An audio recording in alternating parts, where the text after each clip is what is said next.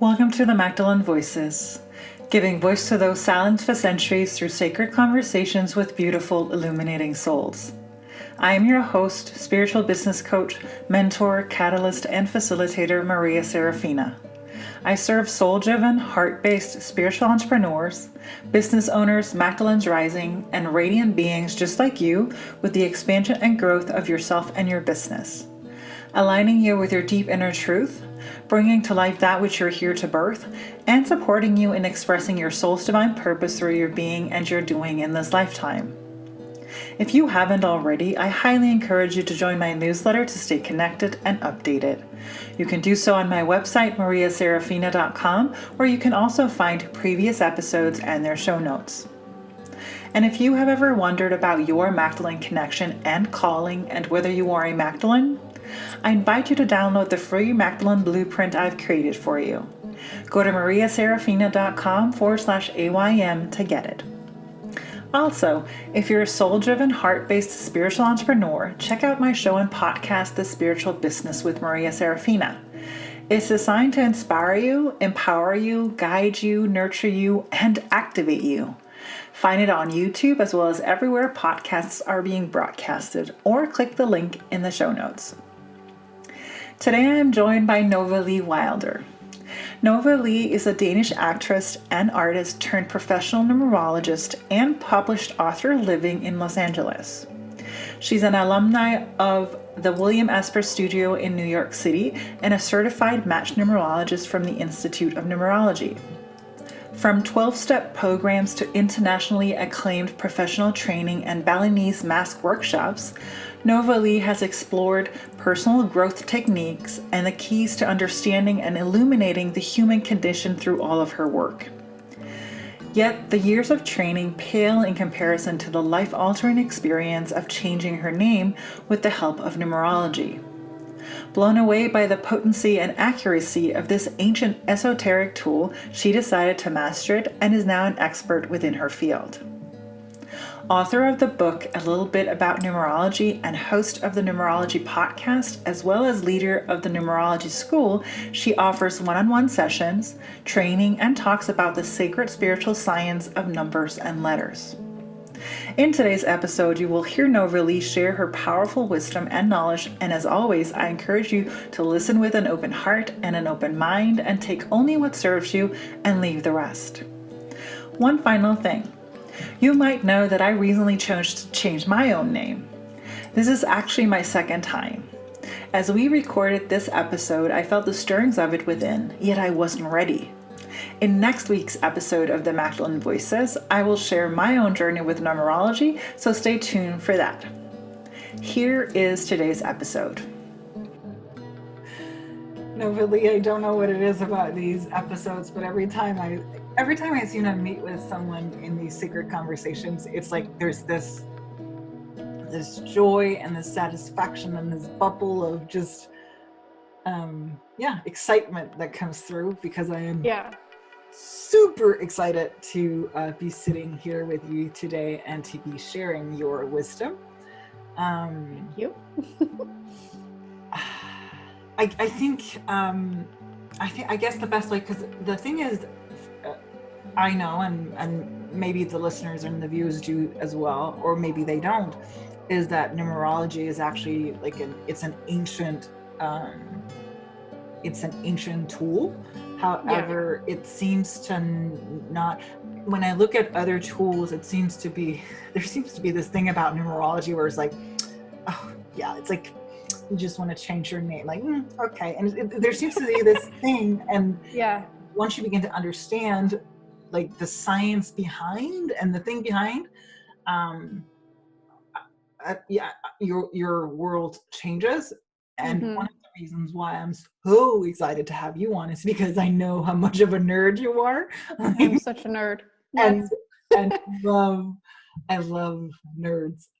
So I think the best way to start us off is if you would tell us what numerology is, how you see it, and then let's see what comes up from that. Yeah, these are going to be long answers. What is numerology and how do I see it?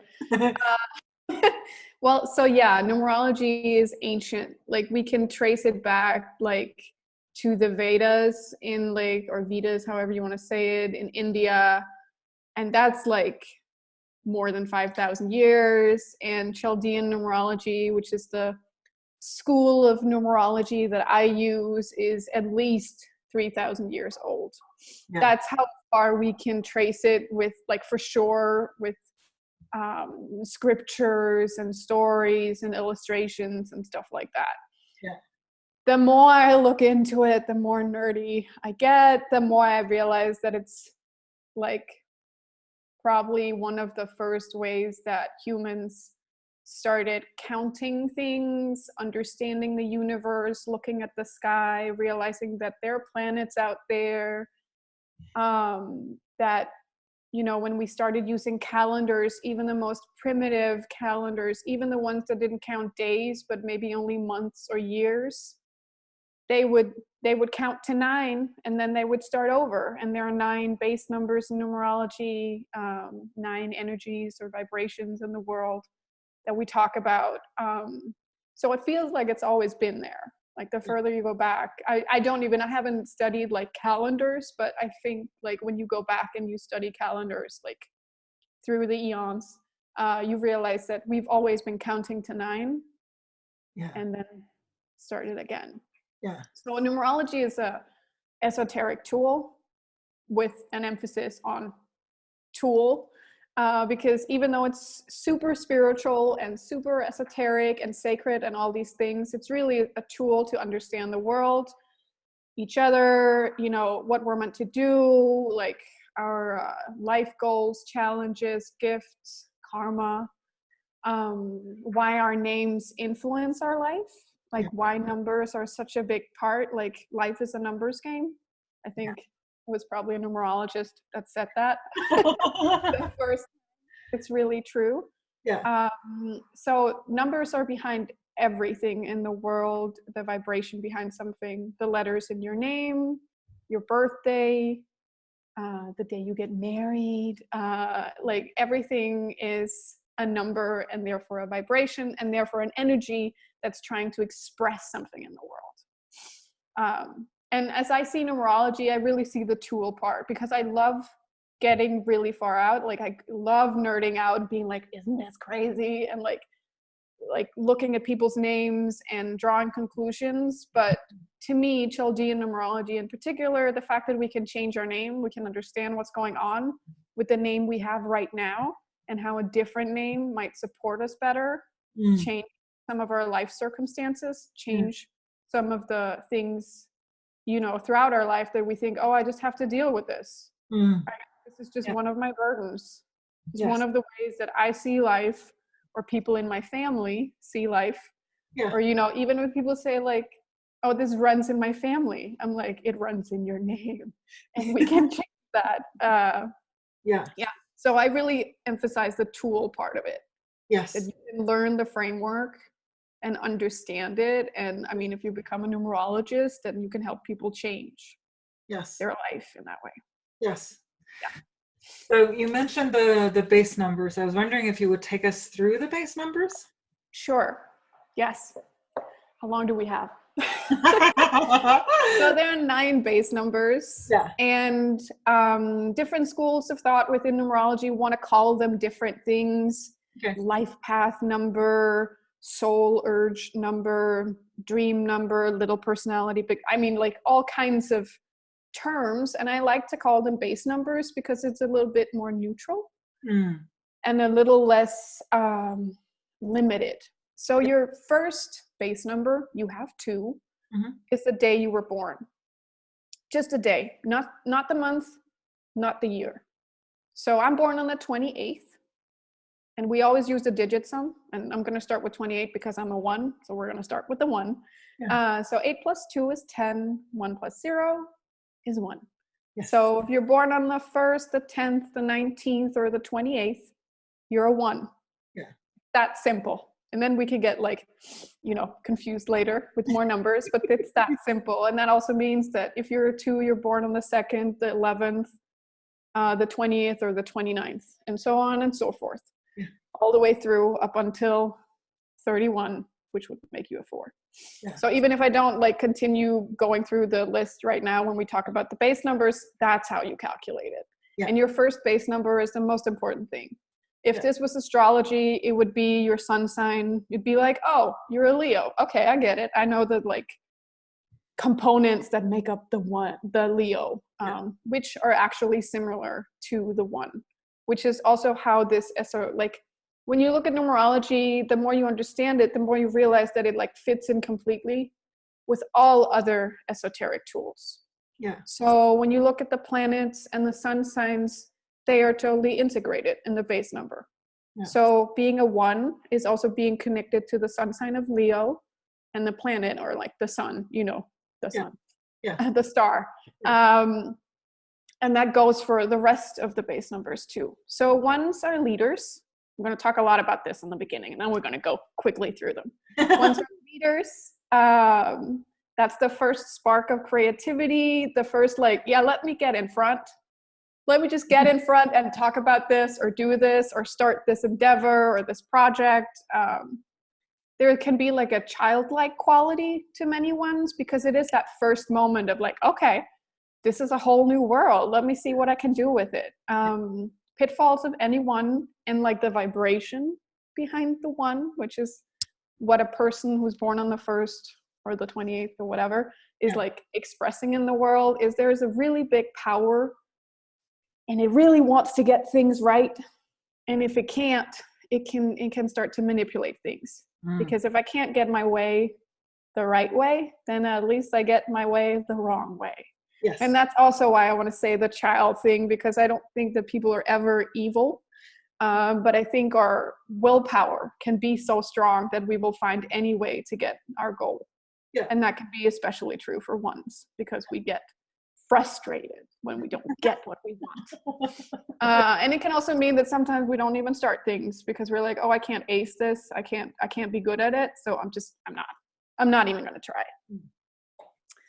So the 2s are our gentle base number. That's Pisces, if you want to put a sign on it. It's the moon. So it's below the surface, it's subconscious, it's emotional, it's sensitive, it's feminine, receptive. And 2s are like that. Very few people don't, if you meet a 2, they're usually nice. You never go like, oh, okay, she has edges. Around a 2, usually you go like, oh, she's so nice, she's so easy to talk to. I noticed that my friends who are 2 get helped by other people a lot. I don't get a lot of help. I look like I can do it on my own. But 2s, you go like, oh, I want to carry your bag, or like, I want to help you with that thing. Yeah. And being so sensitive and having a life goal that has a lot to do with fun and pleasure can be very tough in the world, because we haven't optimized it for fun and pleasure and sensitivity. No. So you got to be really careful as a 2 about like your surroundings, who you talk to, what you take in, being able to release it, because you don't come with a lot of armor and weapons. Yeah. Then 3s. I love 3s. So if we took the base numbers and we had to build an army, the 1s would be the general in front shouting, being like, we're going here, this way. And the 3s would be the whole freaking army. Yeah. Like the foot soldiers, the artillery. And I know like we don't want to think about war, but it's just a good image of like getting shit done. And that's really the energy of a 3. Get shit done.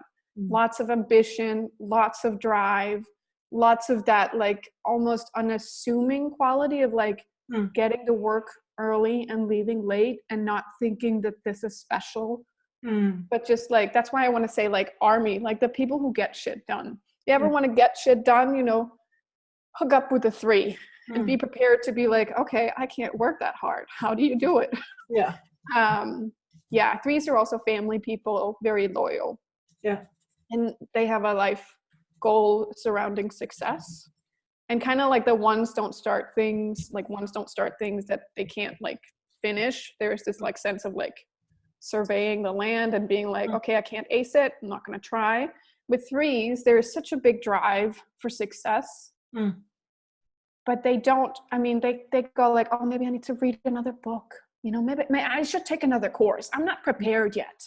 Yes. Where the ones might just charge forward. The threes are like, let's just really prepare for this. You know, success is not real unless it's within this tiny little framework where I can like ace it and like, you know, strike it off my to-do list. And I'm married to a 3, and often I have to tell him, like, you worked on your dreams today. A lot of them. Many people woke up today, didn't work on any of their dreams. You worked on all of them. Yes. So maybe they're not going to like arrive and land, and, you know, the Oscar is not being like delivered to you tomorrow, but you're still doing it. So for threes, it's like understanding that success is working on it, not always achieving it in every single moment. Yes. I'm writing stuff down because I have so many questions. Yes. Fours. So fours are our rebels. If we had that army mental image, the fours would be the rebels who would be the deserters saying like, I don't believe in this cause. You know, F this shit, like I'm not doing it. I don't believe in the general, and I don't believe in the structure. And we celebrate fours when they show us like new ways of doing it, like innovation, exploration, you know, shaking up the status quo. We go like, oh my God, that's genius. But when they don't, or like the mainstream media or like society's idea of like right and wrong, like if we go like some fours, we just like, you're just a rebel. You're just a revolutionary. You're just an outsider. And that's the voice they hear a lot. They hear that voice of like, you're different. Why are you doing that? Why are you trying to like poke the bear? Like, why are you saying you don't want to be part of the army? It seems like the army is where it's happening, or, you know, that can happen even in school systems. I see that fours will have like deep traumas about being in a system that they don't understand. And I think lots of kids don't understand school. What is really like, what's going on? What are we doing here? But they don't rebel, but fours rebel a lot. And they have to realize that this insight they have into what could be, or like drawing outside of the lines, is really such a gift. Even if everyone around them go like, you're just weird.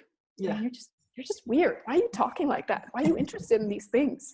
And they really have to find people who celebrate their genius. Because they will always find new ways to do things. In that way, even though they, you know, might yell at the one in front going like, I don't think that's the right way. They like that energy. Ones and fours are often friends. Because ones are very positive, very optimistic, very happy to cheer you on. And fours kind of need that someone to say like, okay, this idea is crazy, but let's do it anyway. So they often find each other. Then let's go to the fives. Fives are the number that can kind of work with anyone. They have a big theme about communication, exchange, travel, business, money, flow. It's very important for any five to communicate. And it does not matter what form that takes. Maybe it's writing, maybe it's talking, maybe it's, you know, my mother-in-law used to work in an airport. So she got to talk to people all day. I couldn't imagine anything more draining than having to talk to, you know, hundreds of people each day and never see them again. But her, like, she's a 5. She loved it. All these little connections, all these little like moments of meeting, of exchanging, of meeting people, maybe selling them things. It's important for any 5 to know that they're kind of, that's what they're here for, just that exchange. It does not have to be hard. Other people go to school to learn to sell. They usually just have to show up and make that connection. And the hardest thing for any 5 is actually to turn it off. Like their nervous system can be very like overactive, like taking in everything. And it's really important to turn it off and kind of like, you know, just have a nap. Mm. Don't go to the party after you've been out all day talking to like a million people, making friends with the bus driver. You don't also have to go to the party. You're not missing out. There can really be like this fear of missing out, FOMO, that people talk about. I feel like that was created by a 5 who was like, but there's always another party. Like there's always more people to meet. Yeah. Or, you know, like words to write or other things to create. And it's really like a really awful example of a 5 gone a little dark is President Trump. Oh. The man does not stop talking, and he doesn't stop tweeting. No. And he doesn't stop putting his foot in his mouth. No. And you wish sometime he would just take a nap. Yes. And come back and maybe make a little more sense. No matter what kind of political, you know, affiliation camp you're in, sometimes you feel like, dude, just like, you know, take a chill pill. You're not missing out. Don't call that, you know, leader of another country right now. Just don't talk to them. No. Have someone else do it. Delegate. Bad example. But just like you can see that like constant communication thing with him, with many 5s. And then a 5 will always tell me like, well, I don't really have like, it's really hard to talk to my family. Like, I don't feel like that's easy. And I'm like, well, that's also a whole different ballgame. It's a whole different ballgame. Talking to family or loved ones, that's not easy flow, quick communication. So you're Twitter, in a whole different. Twitter is just the playground for 5s. Yeah, keeping it short. Yeah, some people can't keep it short. 5s are like, well, then I'll just tweet 100 times. You're gonna get all my nuggets, like all my. 6s. And just to add to that, Mercury rules the 5. Also like when Mercury is retrograde, 5s usually have even more trouble because it rules everything that 5s are good at: business, travel, communication, contracts. Any kind of exchange is a little like messed up when Mercury is retrograde, and 5s usually feel that. They go like, what is going on? Yes, let's move on to the 6s. So 6 is Venus in Libra. And 6s are just heart energy. And I want to say that all the life goals and challenges that each base number has, and if you're a 6, you're born on the 6th, the 15th, or the 24th, any month, any year, having a life theme that like is all about love can be the most challenging, because it really means that you have to figure out what love is not. So any 6 has to figure out that love is not codependency. It's not saving other people. It's not being someone's mom or dad. Even if you are their mom or dad, that's not all there is to life. And, you know, children grow up. Children grow up and they move out and stuff like that. So you can't just place your whole, I meet 6s who, you know, dream their whole life about becoming a mom or a dad and creating a family, but that's also only part of life. You know, you're lucky if your kids get like a lot of grandchildren, then you can kind of do it again. But there's such a like need for 6s to nurture, make things beautiful, make themselves beautiful. They can have really high standards for like what that beauty is, what style is. And even I met a woman married to a 6 man, and when I started talking about style, she was like, he's not stylish.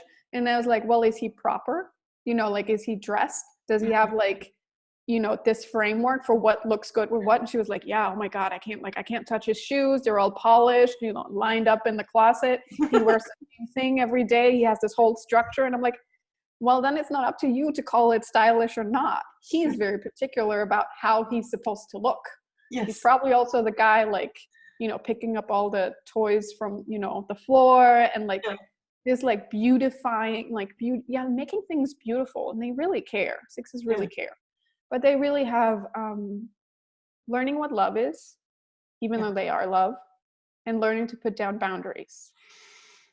That's a big one for any six. To know that you got to put that fence down around your beautiful garden, grow your own flowers, put water in your own cup, oxygen mask on first before you try to help other people. Because it also like, I mean, I can talk a lot about sixes because one of my base numbers is 6, but that sense of like, oh, I'll just keep helping other people. Yeah. And then I'm going to end up being that like bitter mom that talks about my ungrateful kids. Yes. Or like the bitter boss that talks about the ungrateful employees or people who don't see all the stuff you do behind the scenes. Because that's also a very six thing, to do the work behind the scenes, to remove obstacles in other people's path and then not being acknowledged for it because they didn't hit the obstacle, so they didn't realize it was there.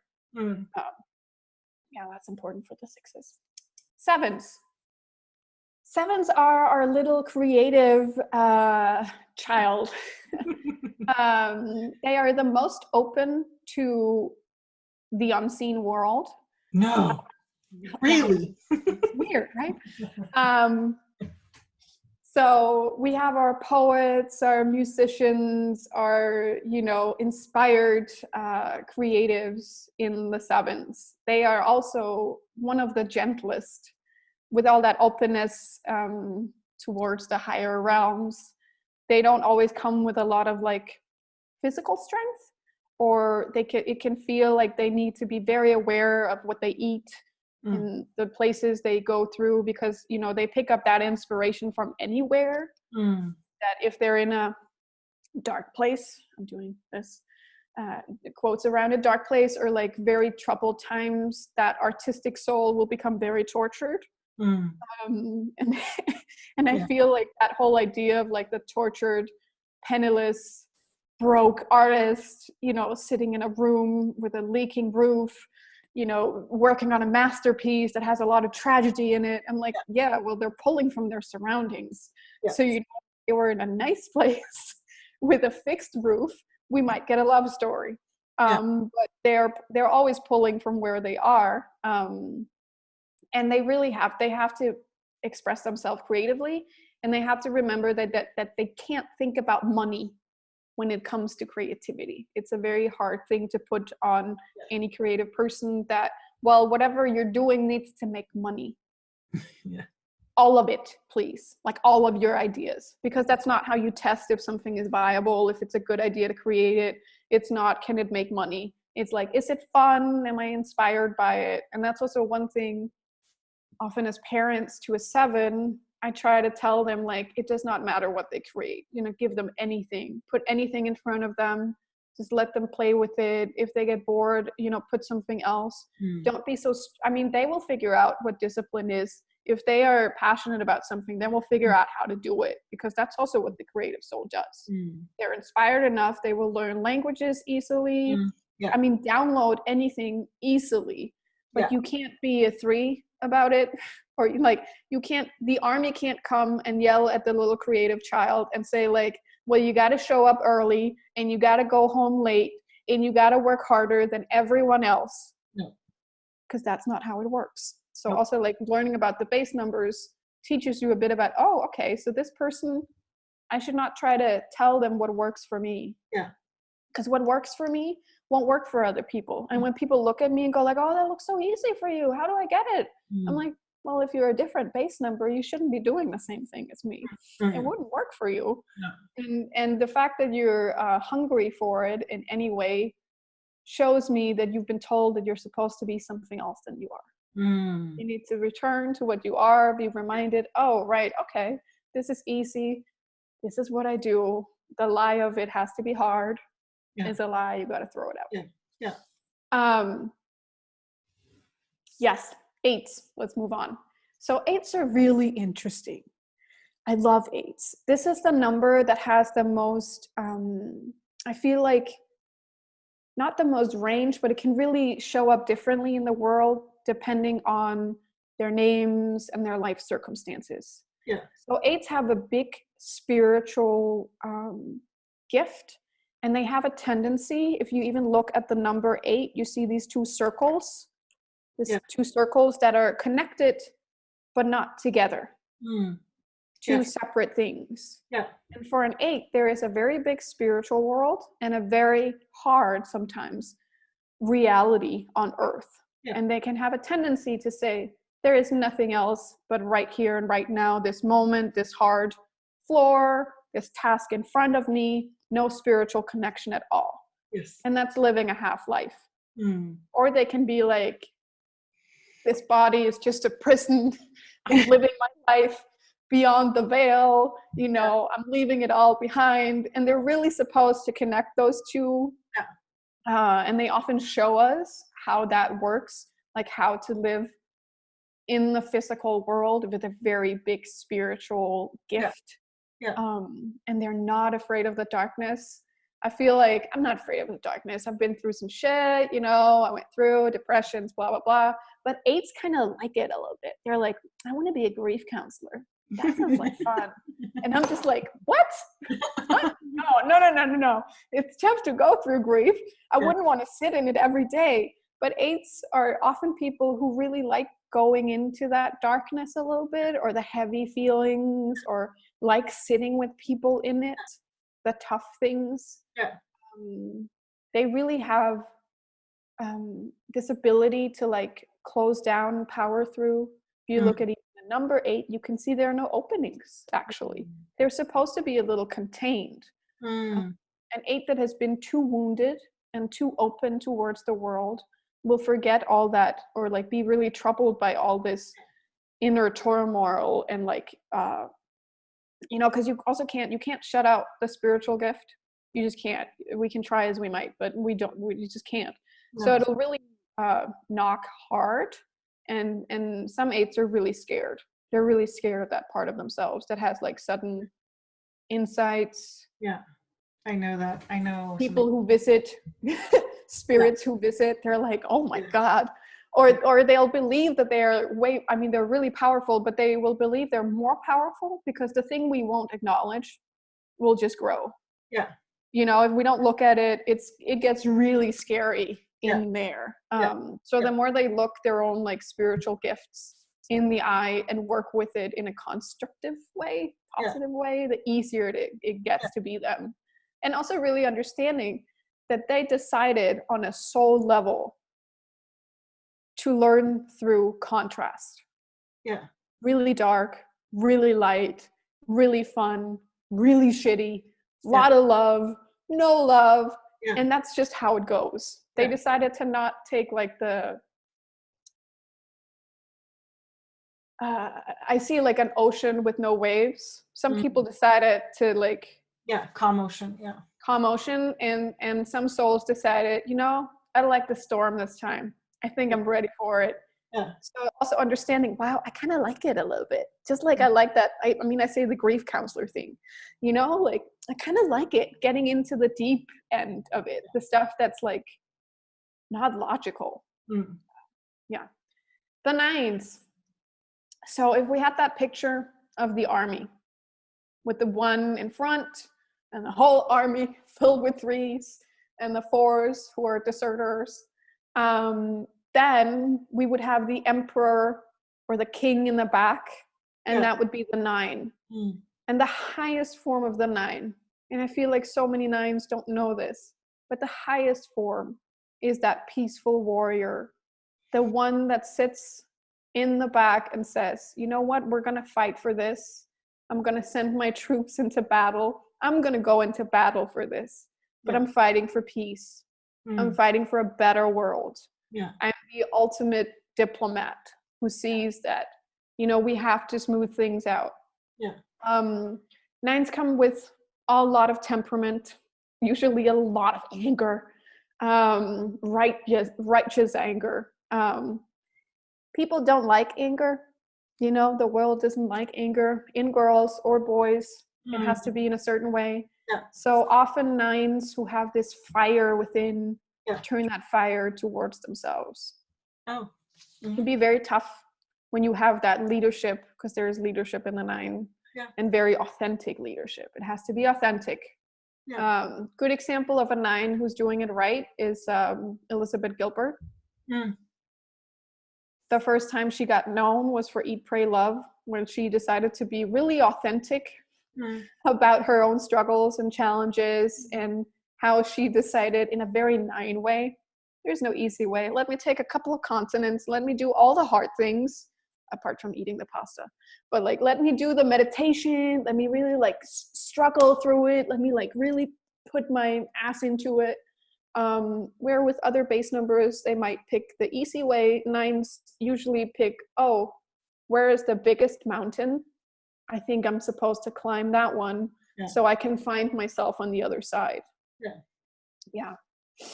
9s are also, I mean, awfully loyal, really good people, but a lot of struggle and a lot of like mental, I mean, there's that mental warrior of trying to figure things out, which in the end, the answer is always love and peace.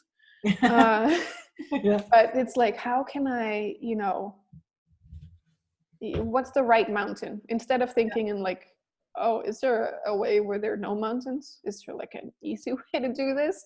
They usually go looking for the mountains. And I have to like say, you consciously have to like reprogram your mind to not look for them. To not have that conquer thing of like, where's the biggest obstacle? I'll take that one. And it does not matter if I break something on the way there, you know, I just need to get there. Big leadership potential. But then they are all like, it has to be authentic. Where I as a 1 sometimes also say, yeah, well, sometimes someone just got to stand in front.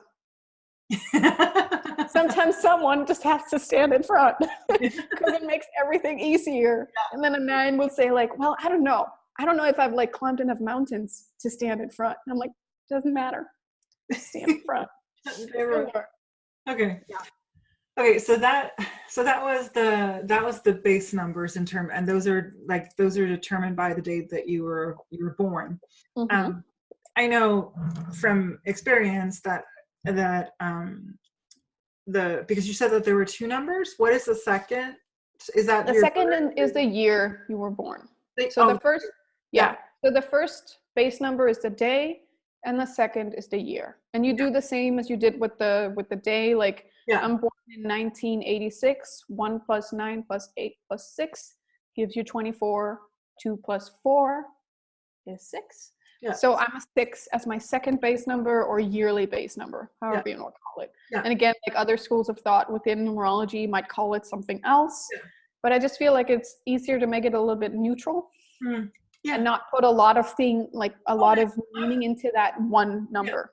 I love that because, you know, like you said, in terms of the, it becomes then a tool rather than, you know, if you're not really like dig the whole spiritual or esoteric side, you can be very mathematical about it. This is like that.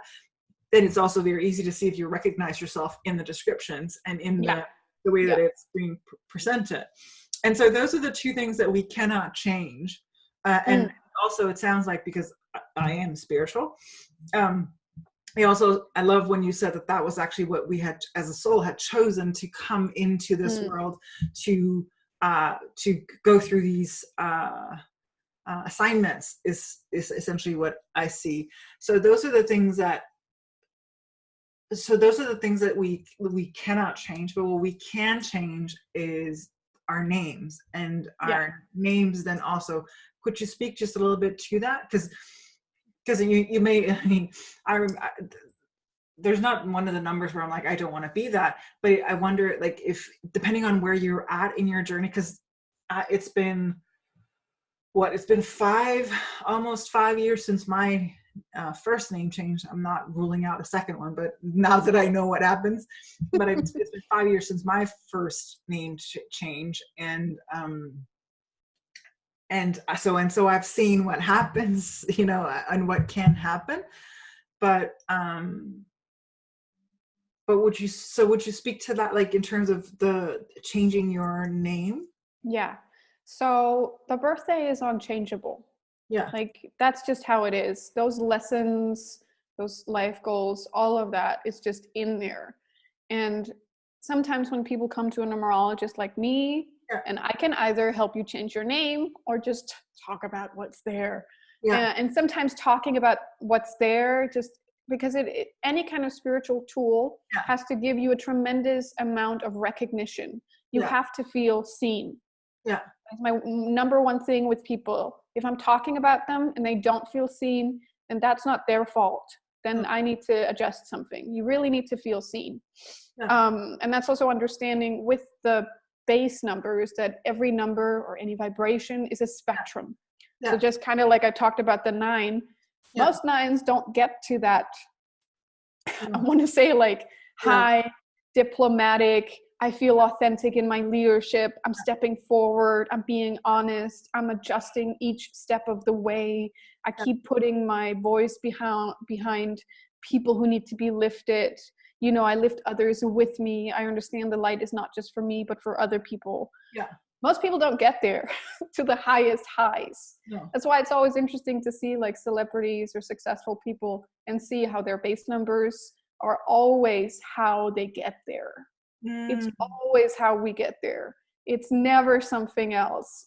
And then looking at their names, because behind each letter is a vibration and therefore a number. So each letter in your name has a number. You put the numbers together, you find the vibration, the name vibration behind that name. And that's kind of like, and the name vibrations are always double digits. So let's say a name like Nova, when I count the numbers behind the letters in Nova, I get 19. That's a 1 vibration, because 9 plus 1 is 10 and 1 plus 0 is 1. We're getting nerdy here. And in each of our names, you know, I have more than one name in my full name. There is that vibration. So say we have a 9, but all their vibrations, all their names has the number 2. And we've just talked about the base number 2. We know it's sensitive, introverted, gentle, feminine, everything we might say that a 9 is not. So having a name that makes you more sensitive, more open, more receptive to people, more aware of their feelings might be a real hindrance to someone who has leadership as one of their goals. And this can look in many different ways, but that's what happens when with all our names, and you know, our parents pick names that fit them.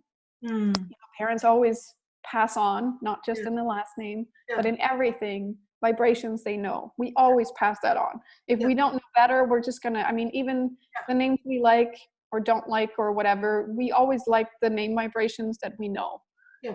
That's also why a family can be a little challenging, because there might be a lot of that name vibration. Say we got a family of 9s and they all have a lot of 2s. So they're all like caring so much about each other and having a really hard time focusing on like their bigger goals or that bigger calling, or being like, yeah, that's all well and good, but what is my goal in the world?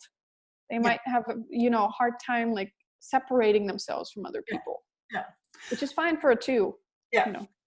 But by the time, so the thing is, by the time this will air, your book will have come out, and you've written a book called a little bit about numerology, a little bit of numerology. Yes.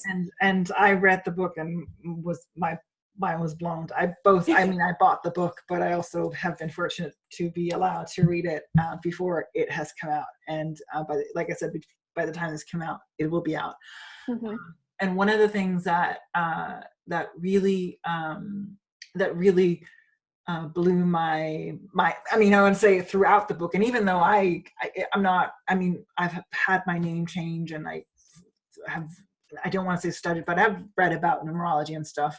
There were some things that really that still blew my mind. And one of the things that you mentioned is how in indigenous cultures, or that we've had, there's been that change of name when you go from child to adult, or through different initiations. Would you speak just a little bit to that? Yeah, I feel like that's, I mean, I could have written a lot more about in that book, but it's called A Little Bit of Numerology. So it's a little bit of everything, even though I do go into depth on certain things.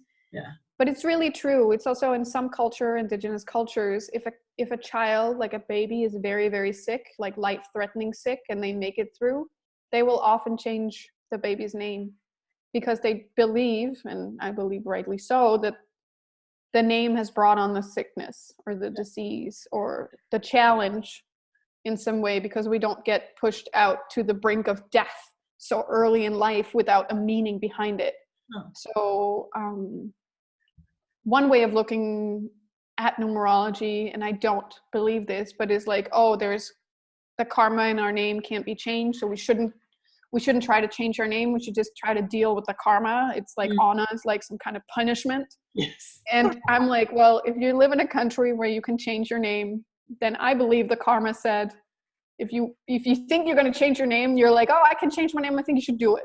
Yeah. Like if you're born into a country, society, whatever, where name change is something you can do, that means that at least you are one of the people who can rid yourself of some of that karma, or realize, okay, I got the lesson. Yeah. Thank you very much. Yeah. I'll try another one. But yes, Indigenous people often, when you become a teenager, which actually happens, or a teenager, you become a young adult, which happens earlier than it does in, I guess, when you turn a tween. Yeah. In today's language, you decide your new name. Yeah. And that's also, I mean, I think really interesting, because it's extremely empowering. Yeah. Extremely empowering to pick that name. Yeah. Because we all have a story, whether we like the story of our name or not. Like if it was like,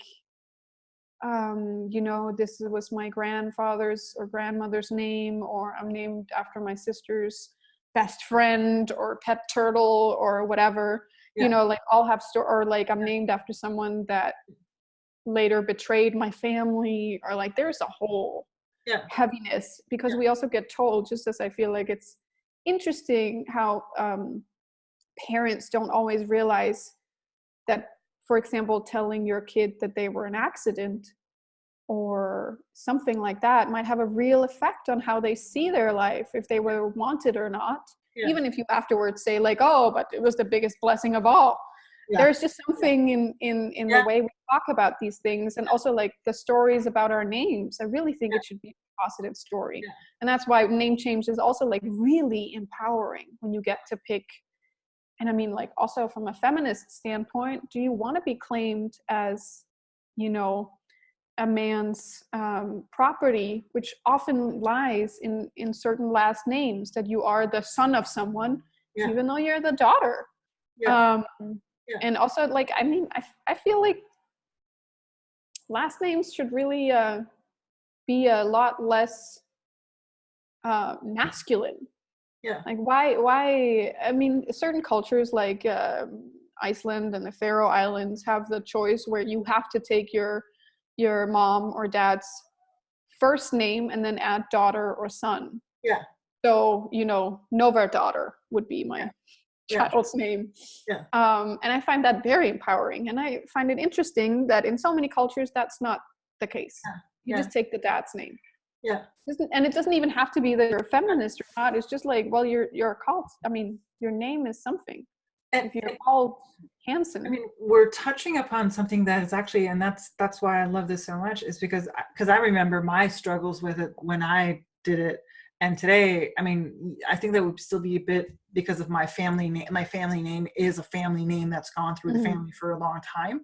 But I'm also aware of like, it's gotta, like, maybe it's gotta go. Like it's because of what I've seen in terms of the name change I did and how that changed so many things. For me, I remember, and I'm not sure that's the way it is these days anymore. But for me, it was like, it was just, for me, it seemed like a last resort. I was at a point in my life where I was just like, fuck it. I mean, whatever, you can call me whatever. I don't care. Just get me out of this shit. Is when, and then the funny thing was, for me, my name change was the matter of putting together two names and removing a letter. That was the name change I had. So at times I feel like I was cheated. I was like, I really have the whole name. But we're talking about something that is such a deep construct of society in terms of what you're named. And I love that, like the seed that you're planting is, what if you got to choose your name? What if that was like, what if you could empower yourself through your name change to be, and not only that, because it's not only just choosing the name, but the whole, the lessons and the lessons and the that comes with it is such a powerful thing. You also just get to work on what you're really here for. Yes. There is no way to not work on your life lessons. No. But there is with the harmonious nomerscope, meaning names that support you, you get to work on the stuff that really matters. And that means that feeling like you have a purpose. Yeah. Feeling like you can trust your own intuition. Yes. Feeling like you meet the right people. Feeling like you're in the flow, for lack of a better word. Yes. Gets a lot easier. And then when you start believing that good things happen, good things happen. And it's all like that manifestation formula that some coaches want to sell you. I'm like, well, you don't have to work so hard for it. No. I tell people all the time, you think that hustling is a way of life? It's a way of your name. And it's not fun, and it's not what you're here for. And it doesn't mean you won't struggle. It doesn't mean you won't get challenged, but at least you're challenged and struggling with the stuff you're here for, not these like little side roads or like distractions. And that's actually, for me, that was that's probably the biggest change for me, is that I still have my challenges. I still have, issues and things to overcome and work through and all that. But what I don't have anymore is for me, before I had my name change, it felt like I was always, it's like, what's his name? It's not Oedipus, but it's the Sisyphus. Oh, the stone. Yeah, always pushing, like just about to get to the top, and then the ball would I would let go of the ball and it would slip. It was like, it was a repetitive cycle of never getting to the successful point. Mm-hmm. And that is so not the case anymore. It's like, now it's like success, and flow. And it's, in part because of numerology, because that is now in place. There's also other tools that I use, of course, EM, me, the energy alignment method. Yeah. There's other things that I use as well. But I also know that my base, my foundation in terms of my name and that is in place. And it's also, I feel like I hear this little voice in the back of my own head and other people's head. And the thing I said about like, oh, but if it's the karma in your old name, then that's what you're supposed to do. And I'm like, if you don't think success and expansion is challenging, then it's because you haven't been there yet.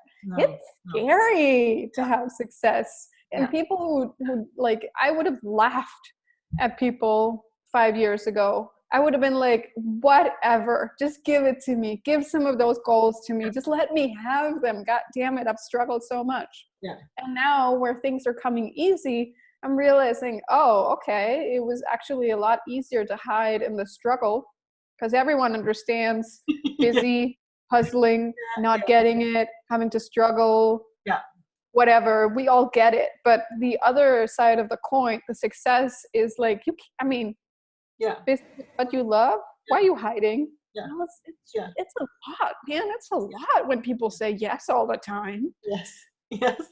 Now then I have to really question if was it a real yes? Then like, do I really want to do it? Like if these doors are open and I can pick, oh my God. It's a whole different way of life. Yeah. And I love, so one of the things that you mentioned is how you work, there's the understanding piece where I love how I know that you have these sessions where people can actually have a session and just understand where they're at without necessarily doing the name change. Not everyone will have the need for that. There may be tweaks and stuff, but I love that you do that where it's like, come in, let's have a session, let's look at what is in your, and just leaving with that understanding and being like blown away by what, because again, like I said, the book is just so, I know it's just a little bit, but it's still very, very, I see it as very deep. So one of the things that I also want to touch upon, because that's, to me, that's something that really speaks to who you are and what you do is your integrity and your authenticity, because once you have someone's numbers, you can know a shit ton of stuff about them. Yeah. And I know that you're very particular and very you're very particular in terms of confidentiality, not just with your clients, but also with what you share about people. So it's not just, you're not going to be, in the tabloids just because you can put everything about a person really out there in terms of what their struggles are, what their karma is, what their lessons are. And so I just want to highlight that you are like, that's one of the, to me, that's something that's very crucial in any type of healer, worker, light worker, whatever we work with, Magdalene, as I call you. I think it's just really important that, we all like to talk. Everyone likes to talk. Everyone likes to gossip. Everyone wants to share, something they found interesting. And I find people's numbers really interesting. I can totally nerd out. And especially like the more you're in the, like, this goes, I'm just as private about, or like aggressively guarding normal people's, people's privacy and right to their own story, as I'm doing that with my maybe more famous or more successful clients. I'm really aware that we all have a right to our own story. And that goes for in a session. Yeah. Because I remember my very first numerology session when I changed my name. I picked I guess she had just done the training. And she did not mince her words. And it was actually like a very challenging session to be looked so squarely in the eye with all these truths, but in a way where I felt so offended at the same time with the words she was choosing. Because like, it wasn't, it's also like something you learn over time, how you sometimes need to talk about, this can be the experience with this vibration, instead of saying, so you're having really bad sex. Or something like that. There's like a way of talking about things, but that also goes to when I do, like, I have a podcast of my own coming out later, but like when I talk about people or case studies, I can go really deep. There's also case studies in the book, but on purpose, I don't do that. I don't feel like that's everyone's business. I also make a point of, when I share about, for example, like a successful or celebrity, whatever, a person where we can verify some of the things, I make sure that they have brought that to our attention. Yeah. If someone goes out, writes a book about, does a movie about, whatever, like a documentary, and like says a bunch of stuff, then I feel a little better about sharing how that is confirmed in their numbers. Like Demi Moore, who just came out with her book. Like, that's like, I haven't read the book, but it's supposed to be really, really revealing in terms of what she's gone through. That would be something that would be a case study for. Because I really, this is one of the way you confirm something. Like, you have a celebrity client, or if you have someone where you know things about this person, even if you haven't read the book, but just because it's out there, then still I feel like, people really have a right to their own story. And I know how I turn away from people who try to tell me exactly how my life is, because I'm like, you're not living it. Even if you have exactly the same troubles, you're not living it. And I'm not here to tell people. I'm here to be as precise in my readings as possible. And I will tell them how I see it or feel it, because I feel it in my body or the images I'm getting. And then they can confirm and say, oh my God, yes, like that's not the image I would use, but that's totally the feeling I have in my body or in my life, or because that's usually what they say. They say like, I couldn't have said it like that, but I also couldn't have said it better. And I'm like, okay, well then at least I was using the right image for it. So I want to say that it goes just, it's not just personal names, it's business names. So for example, my business is now named after me, because that was, proper, but it's also business names. And that's so much fun. Much fun. Naming businesses, because they are tools and they have birthdays, creation days, formation days. And no matter what kind of company it is, it's usually connected to you. Yeah. So it also has to fit your base number. Yeah. You know, if you're a 2, maybe you don't need a 9 tool, or maybe you do. Yeah. So I like did both. I had, when I formed my company, I did both. I had both an astrologer look at the best terms of when is this being started and the time of day, and then I had a numerologist look at that in terms of because I'm just nerdy. Not all people do that. Yes. So, I know, but really I'm like, good. yeah, like most people who are on here already know how far out I am. So I'm like, yeah, that's just me. So I mean, we've already gone way over time, but there's still something that I wanna emphasize. And that is, or not emphasize, I want you to speak to, is that in terms of the years, we had a conversation about before, like we were actually talking about when was Jesus born? Was that year 0 or was it year 1 or what started it? And then we decided to ditch that and then look at instead the year 1999, 2000. We're now in 2019. I'm not sure when this is coming out, but we'll be in 2020. We'll be leaving it. So could you speak, because again, the numbers are not just, because the numbers are the numbers. So, and that's like in everything. Yeah.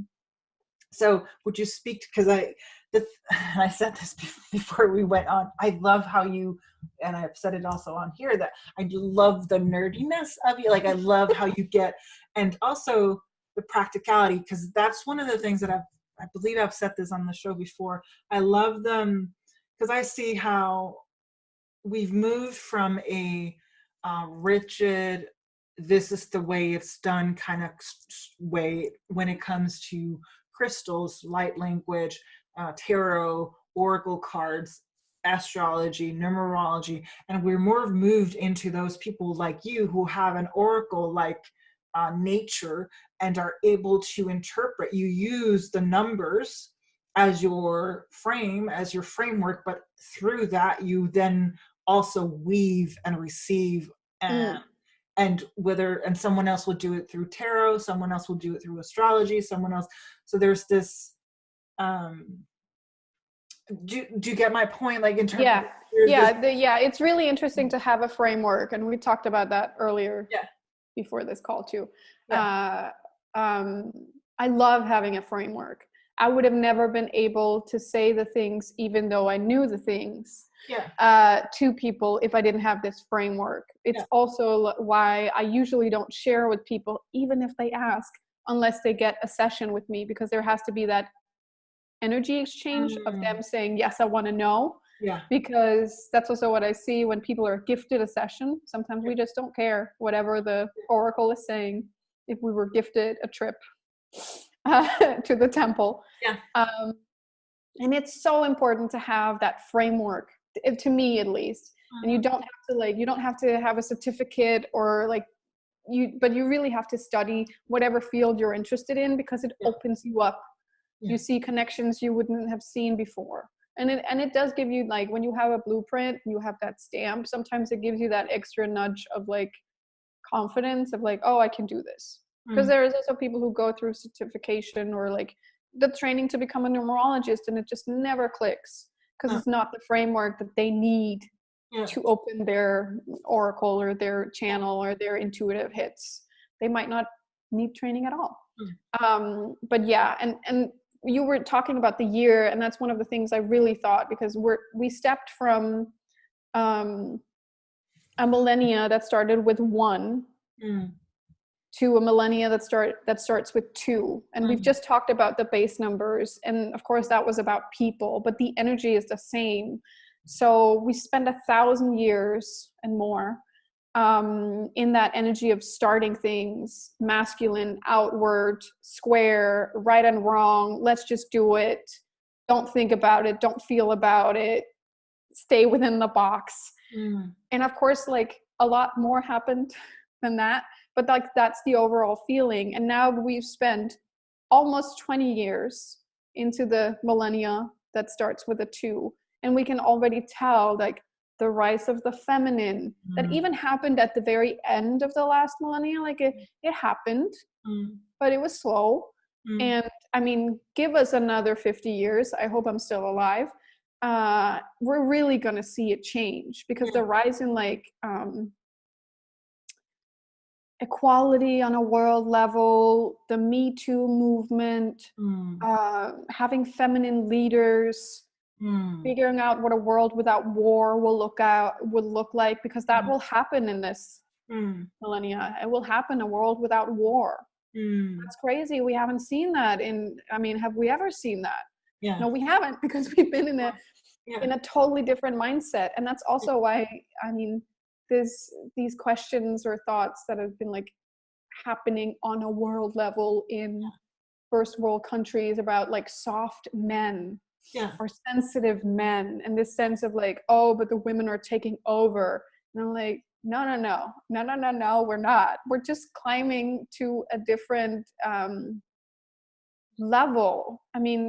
There is no, like, it's a balancing act. And the global vibrations, like now we're in 2019, and if you wanted to look at the yearly vibration of this year, you would put the numbers together, 9, 1, and 2, you would get 12, then you get 3. This year has been all about personal responsibility. And what does that look like? A lot of slapping around. I want to say a lot of wake-up calls, a lot of like, where am I giving my power away? Who am I, giving, who am I letting, who's dictating my life? How am I doing it? Where am I playing the victim? Where do I like playing the victim? Where do I like, also kind of like we talked about being used to the struggle. Oh, it's so nice. I can hide in this. I can't do it. I have all these challenges. Look at them. They're big and masculine and overwhelming. They're taking all my power away. And that goes for like men and women alike. And then, when we enter 2020, such a beautiful yearly vibration. That's a 4-year. That really has to do with a lot more rebellious energy. But also, if you want to rebel against these boxes you're in, then you gotta put down some really solid foundation.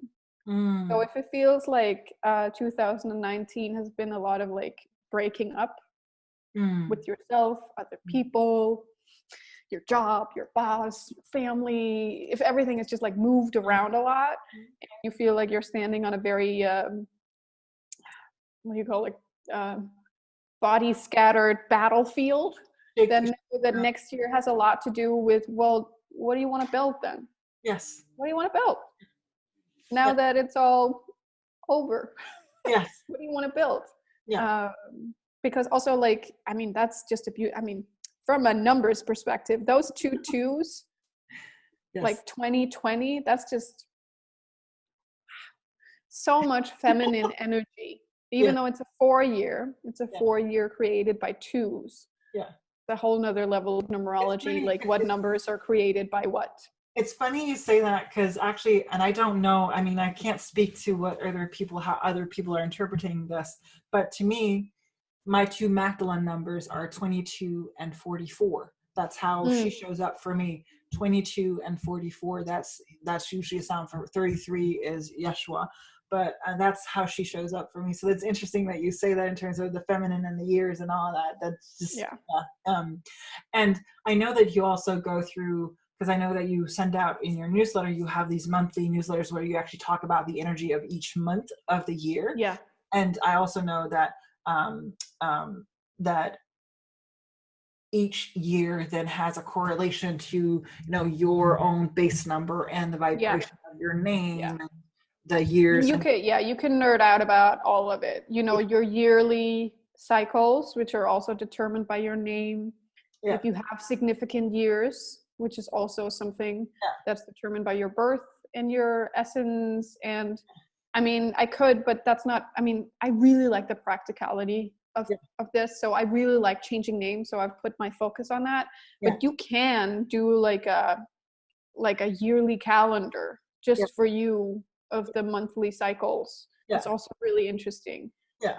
And also, I write those monthly forecasts, the numerology forecast, because I like knowing what we're going into. Yeah. And like, for example, September is the 9th month, and the number 9 always intensifies and amplifies whatever is around it.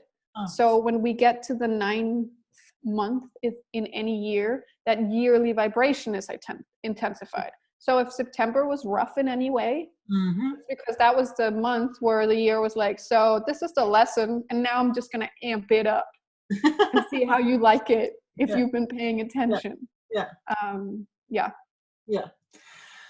It's going to be one of the longest episodes ever.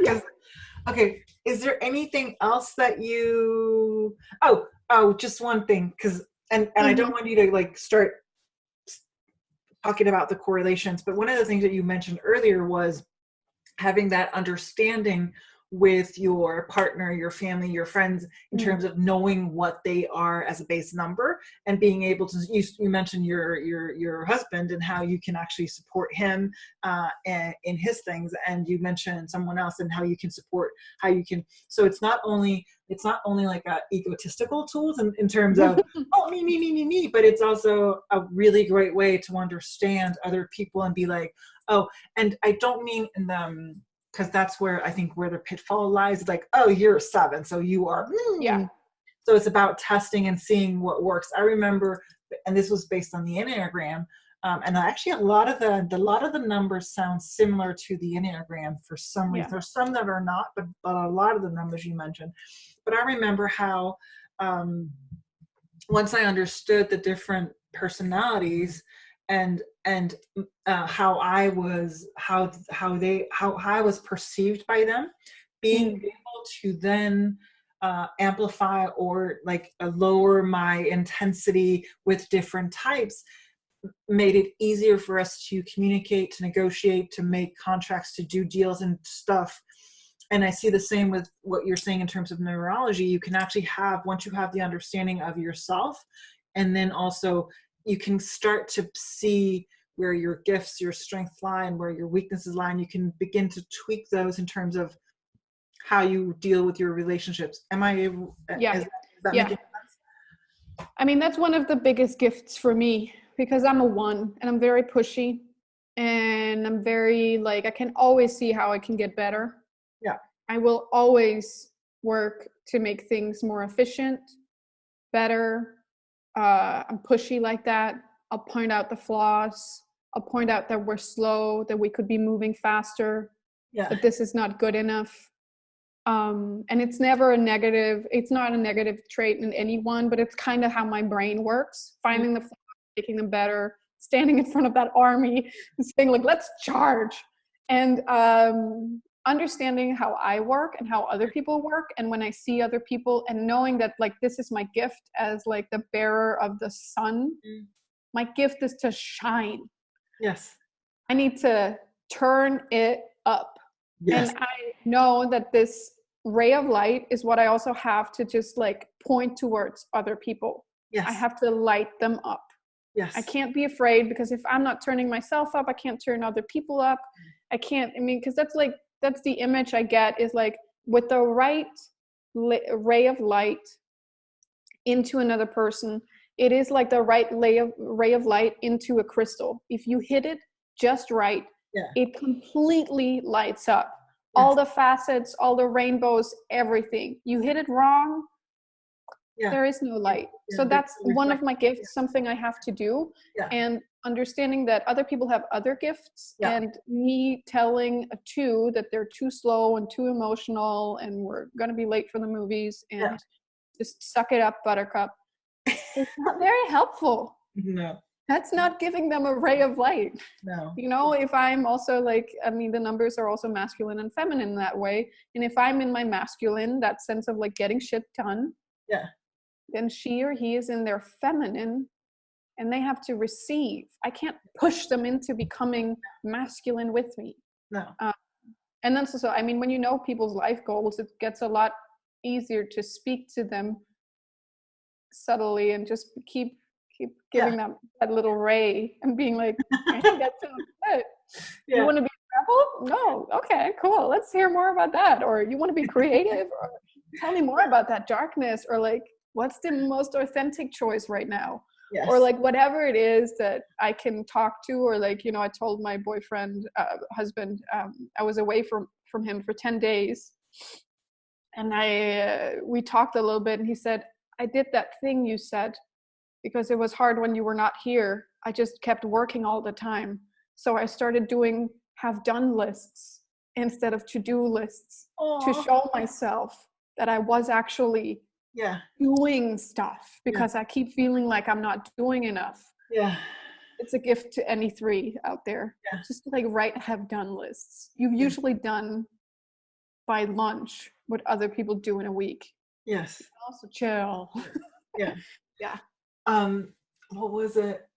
I think that there was one more question, but now it's gone.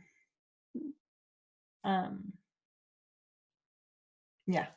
Is there? Oh, yeah. I was gonna put you on the spot. We haven't talked about this, and you may not want to do this, but I'm gonna ask you anyway. Okay.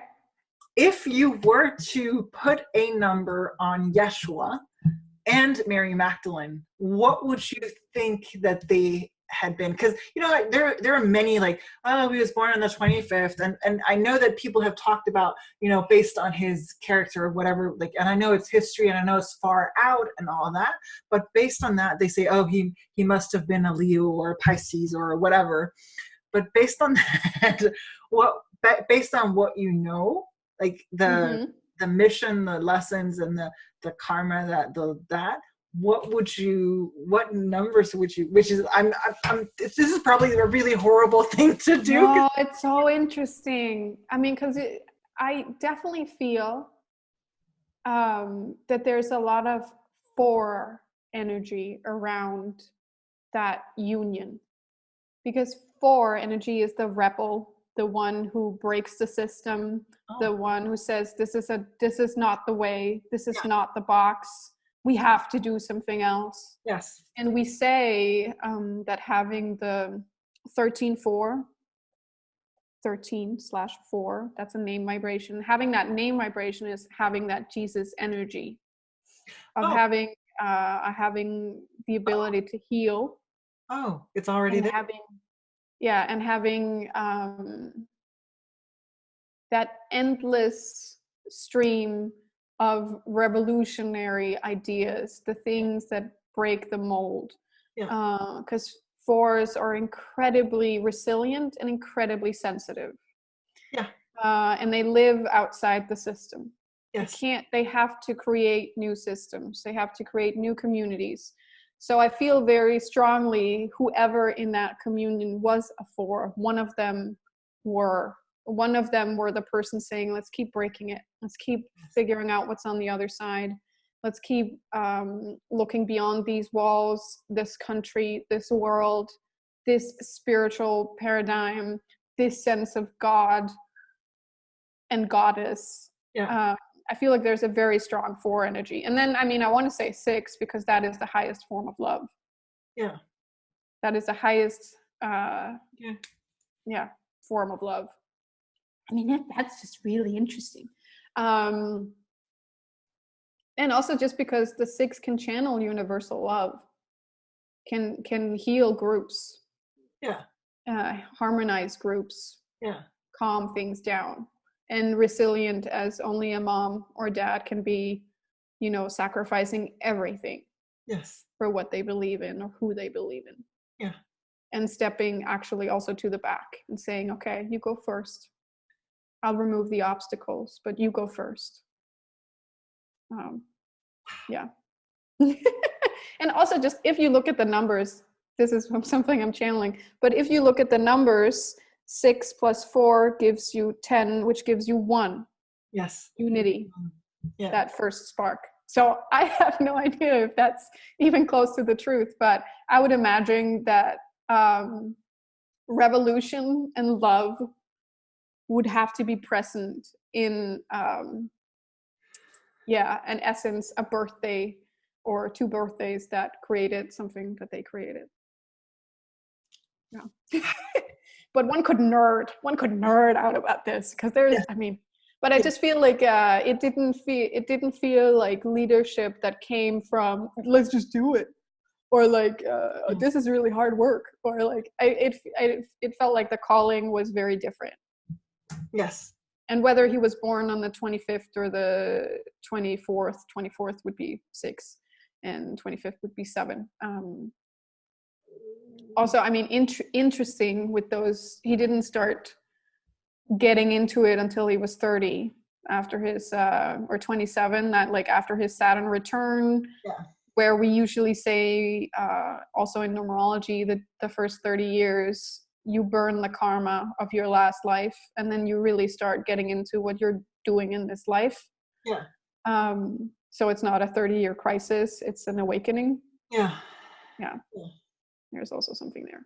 And Holy Trinity, 1, 2, 3. There is also something there. Okay. Yeah. Is there anything that has been left unsaid? I want to say that in the show notes, I'm going to link to your website, to your book, to everything you have, and I, of course, like, just recommend that people run to walk and just follow because I see you as such a powerful oracle who's authentic and real and in integrity, which is such an important thing for me. And you have, a massive heart. I do consider you to be a fully fledged Magdalene with your big heart. But is there anything left unsaid? No, go nerd out. Get that book, go to my website, nerd. Be a nerd. Look at the numbers in your life, the numbers that keep showing up, the numbers that are maybe not just 111 or 222, but like specific to you if you have a favorite number.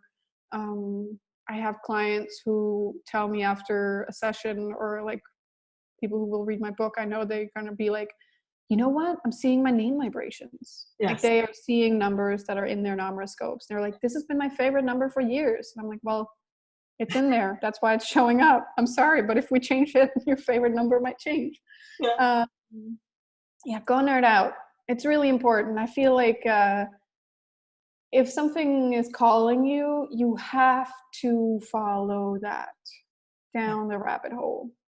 I did not know that I was going to end up doing this. And now I can't imagine ever stopping being a nerd, and being more nerdy with the numbers and the names. Novalee, thank you so much for taking time out of your day to be with us today. It has been a joy and a pleasure, and I am sure that people are going to be mind blown, be just freaking out once they start realizing what's going on in the names and the vibrations, and just know that there is a place to go and a place for wisdom and for support and guidance and all of that with you. So thank you for taking the time out to do this with us today. That is what I had for you in today's episode of the Magdalene Voices. I hope it served you well. If you're listening to this via podcast, know that there's a link to my website, riiiiidiculous.com, in the show notes, and you can go there for all the deeds and the details. Finally, I hope that you will take a moment to either leave a comment or a review, or share it with a friend or on social media if you feel that it served you.